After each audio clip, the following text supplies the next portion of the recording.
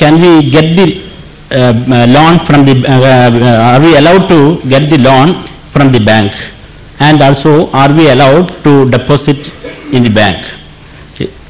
Of course you are allowed to deposit, have deposits in the bank or get loans from the bank under certain conditions. Which condition?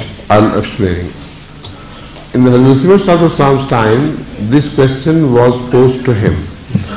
He said, when a system, financial system is wrong, the economic system in operation, an individual is left with sometimes with no choice. If he totally abstains from participating in that system, then it will be tantamount to committing a suicide, economic suicide.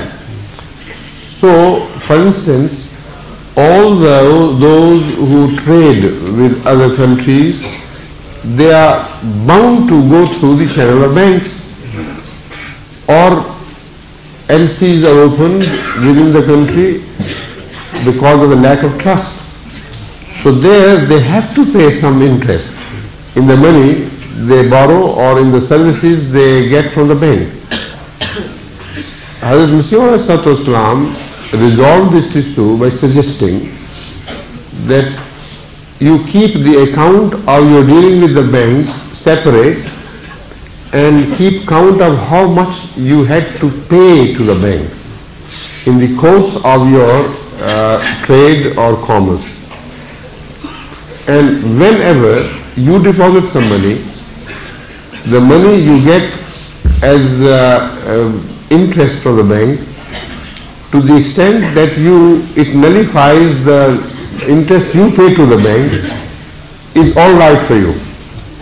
It should be counted against the interest you paid until it becomes zero.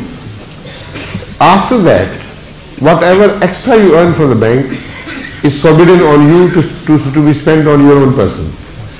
That should be sent to the markaz so that they can spend it in the cause of Allah, and that is all right. All right? Okay. Then third question. Third question. Yes.